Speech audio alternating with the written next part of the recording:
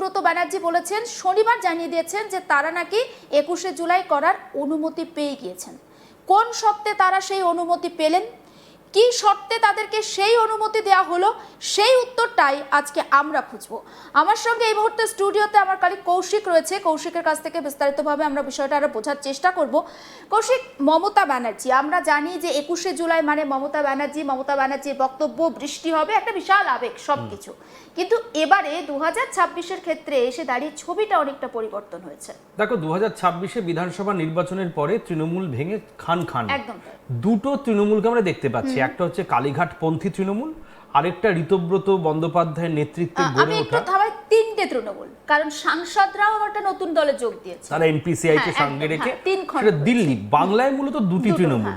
এই দুটি তৃণমূলের কাছে প্রধান চ্যালেঞ্জ হচ্ছে 21শে জুলাই।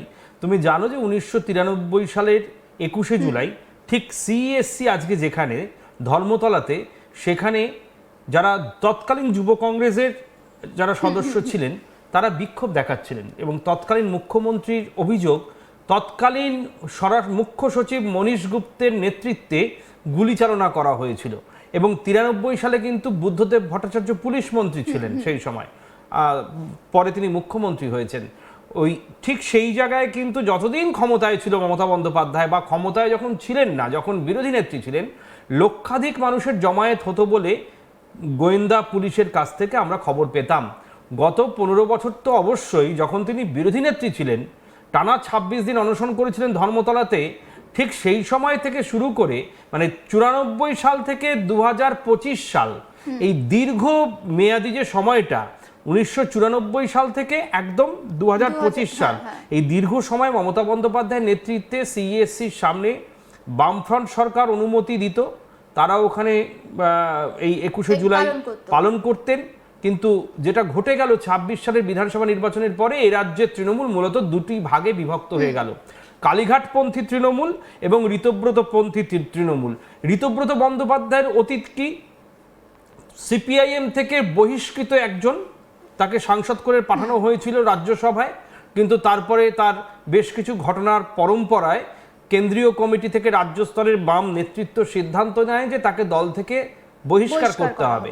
তাকে বহিষ্কার করা হয়। তৎকালীন মুখ্যমন্ত্রী মমতা বন্দ্যোপাধ্যায় লুফে নেন, তিনি মনে করলেন যে সিপিএম কে ভেঙে শেষ করে দেওয়া যাবে, তিনি এই সুযোগটা নিলেন। তাছাড়া ঋতব্রত ব্যানার্জি তো রাজ্যসভার সবথেকে তরুণ সাংসদও ছিলেন। এবং দেখো, আজ কিন্তু মমতা বন্দ্যোপাধ্যায় বুঝতে পারছেন যে কারো ঘর ভেঙে কেউ ভালো থাকে না। সেই সময় তিনি নিয়েছিলেন, আজকে কিন্তু তার ঘর বলে কিছু নেই। সিপিএম আজ টিকে আছে, কংগ্রেসও আজ টিকে আছে, মমতা বন্দ্যোপাধ্যায় কালীঘাটে সীমাবদ্ধ হয়ে রয়েছে। শুধু তাই নয়, মানে তার যে দলের প্রতীক সেটাও কাদের দিকে যাবে সেটা নিয়েও একটা দড়ি টানাটানি চলছে। এমনকি মমতা, আমি যেটা জানতে পারছিলাম যে আলিপুরের একটি আদালতে মামলা হয়েছে এবং সেই মামলাতে বলা হয়েছে যে মমতা ব্যানার্জি নাকি দলের কোনো প্রশাসনিক কাজকর্ম পরিচালনা করতে আদেও পারবেন না। এটা যেমন ঠিক, পাশাপাশি এটাও ঠিক, মমতা বন্দ্যোপাধ্যায় তো এই দলটার প্রতিষ্ঠাতা, কিন্তু আজকে এই যে দলটা তার হাত থেকে সরে যাচ্ছে, তার পেছনে বেশ কিছু অ্যাপ্লাইড সায়েন্স, ফলিত বিজ্ঞান রয়েছে, যেগুলো হয়তো তিনি বুঝেও বুঝলেন না। কিন্তু মূল যে বিষয়টি, দোলা সেন, কুণাল ঘোষ, মমতা বন্দ্যোপাধ্যায়, শুভাশিস চক্রবর্তী, বৈশ্বনাথ চট্টোপাধ্যায় যারা রয়েছেন, তারা কিন্তু বারবার চেষ্টা করেছেন আগামী 21শে জুলাই ধর্মতলায় পালন করার জন্য। কোনো রকম পুলিশের ছাড়পত্র না পাওয়ায় মমতা বন্দ্যোপাধ্যায় ঘনিষ্ঠ মহলে জানিয়েছেন তিনি রিক্সায় করে হলেও যেখানে তিনি যেতে পারবেন ঠিক সেইখানে গিয়ে 21শে জুলাই পালন করবেন। তৎকালীন কংগ্রেসের নিহত যারা হয়েছেন তাদের প্রতি শহীদ তর্পণ করবেন। কিন্তু আমাদের মনে আছে এই 21শে জুলাই ধর্মতলাতে শহীদ বেদি করে মুকুল রায়, সুব্রত বক্সী, মুখ্যমন্ত্রী মমতা বন্দ্যোপাধ্যায় তখন ছিলেন ক্ষমতায়, তিনি মুখ্যমন্ত্রী ছিলেন সেই সময়, বিকেলবেলা দেখতে আসতেন প্রস্তুতি। কিন্তু সেখান থেকে আজ যেটা হলো, গতবারও তো তিনি ভাবেননি যে তিনি বিরোধী নেত্রী বা তিনি পরাজিত হবেন এবং 21শে জুলাই কর্পূরের মতো উবে যাবে। এবার যেটা হচ্ছে, রাজ্য পুলিশের মহানির্দেশক সিদ্ধিনাথ গুপ্তার সঙ্গে ঋতব্রত বন্দ্যোপাধ্যায়রা সপরিষদ গিয়ে দেখা করেন গত পরশুদিন, এবং দেখা করার পরে যেটা হয়, তিনি ছাড়পত্র পান। এবং কোথায় হবে বিদ্রোহী তৃণমূলের 21শে জুলাই পালন, একদম স্পষ্ট করে বলা হয়েছে প্রেস ক্লাবের উল্টো দিকে, অর্থাৎ মেয়ো রোডে, যেখানে গান্ধী মূর্তির পাদদেশে, সেখানে দেবাশিস কুমার রয়েছেন, জাভেদ খান রয়েছেন, আরো যারা, সন্দীপন সাহা, প্রাক্তন পরিবহন মন্ত্রী স্নেহাশিস গাঙ্গুলি অরূপ থেকে রায়কেও শুরু করে আমরা দেখতে পাচ্ছি। অরূপ রায় প্রত্যেকে রয়েছেন, তারা ওখানে পালন করবেন। ববি হাকিম রয়েছেন, যিনি বাধ্য ছাত্রের মতো মমতা বন্দ্যোপাধ্যায়ের মন্ত্রিসভাতেও ছিলেন এবং তারপরে তিনি মমতা বন্দ্যোপাধ্যায়ের প্রতি যথেষ্ট আনুগত্য দেখিয়েছেন, কিন্তু এবারে তিনি তার ক্যারিয়ারের জন্যে বা যারা যারা রয়েছেন প্রত্যেকে, বিপ্লব মিত্র থেকে প্রত্যেকে যাদেরকে দেখতে পাচ্ছি, তারা কিন্তু ঋতব্রত শিবিরে নাম লিখিয়েছেন। তার মূল কারণ হচ্ছে, যেটা আমরা বলছি না, এ রাজ্যের বিচক্ষণ জনতা এবং ওয়াকিবহাল মহল বলছে যে বিজেপি পরিচালিত বিরোধী দল, বিজেপি পরিচালিত বিরোধী দল, এই কথাটি কিন্তু বিরোধীরা শুধু বলছে না, বাম কংগ্রেস বলছে।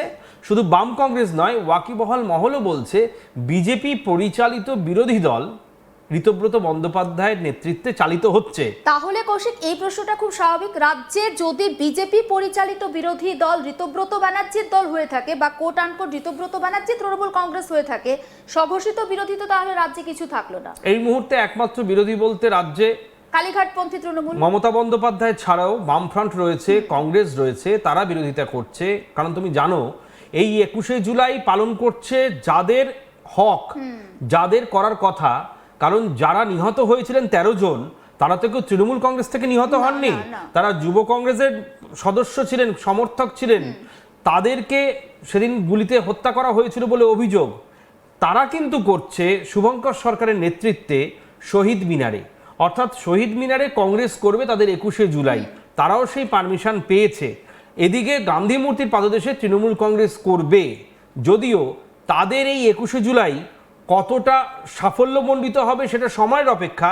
কিন্তু তৃণমূল কংগ্রেসের 21শে জুলাই, মানে মমতাপন্থী কালীঘাটপন্থী তৃণমূল কংগ্রেসের 21শে জুলাই সেরকম সাফল্য বা ভিড় হবে না জেনেই কিন্তু একটা দোটানার মধ্যে আদি তৃণমূলের যারা রয়েছেন তারা মনে করছেন। কারণ তুমি জানো, ধর্মতলা একটা খুব গুরুত্বপূর্ণ জায়গা, দীর্ঘদিন ধরে যে জায়গাটা বন্ধ করা যেত না, এবং বামফ্রন্টের সময়ও বিভিন্ন রকম ভাবে ওই দিনটা 21শে জুলাইয়ের আগে পরে রাস্তা আটকে যেত, একটা বিশৃঙ্খলা তৈরি হতো। এবারে শুভেন্দু অধিকারী কিন্তু তিনি ওই জায়গায় কোনো রকম সমাবেশ করতে দেবেন না, এবং যাতে শহরের যানজটে পরিণত না হয়, যান যাতে গতি পায়, সেই কারণে তিনি ওই জায়গায় কোনো রকম সভা, কোনো রকম বিদ্রোহ, বিপ্লব, মিছিল কিচ্ছু করতে দিচ্ছেন না। তিনি বলছেন শহীদ মিনারে যান, আর গান্ধী মূর্তির পাদদেশে সেখানে করা যেতেই পারে। কারণ তুমি জানো, এখন 163 আমাদের যে বিএনএস ন্যায় সংহিতা, সেখানে বিভিন্ন জায়গায় কিন্তু সেগুলো লাগু রয়েছে, হাইকোর্ট, বিধানসভা, বিভিন্ন জায়গায় রয়েছে। এখন সব মিলিয়ে যেটা দেখার, এই তৃণমূল তারা কতটা সাফল্যমণ্ডিত হয়। কারণ এই তৃণমূলের ডাকে কি সেদিনের শহীদ পরিবারের কেউ আসবে? একদম। এই বিষয়টি খুব গুরুত্বপূর্ণ, কারণ আমরা প্রতিবার দেখি এই 21শে জুলাই মমতা বন্দ্যোপাধ্যায় যখন মুখ্যমন্ত্রী ছিলেন, মানে গতবার পর্যন্ত, তার একদম মঞ্চ আলো করে থাকতেন, একটা গ্যালাক্সি হয়ে থাকতো। চলচ্চিত্র জগৎ, শিল্পী, সাহিত্যিক, বুদ্ধিজীবী থেকে শুরু করে সাংসদ, বিধায়ক, এমনকি পঞ্চায়েত স্তরের যারা প্রত্যেকেই আসতেন। কিন্তু আজ তারা কোথায়?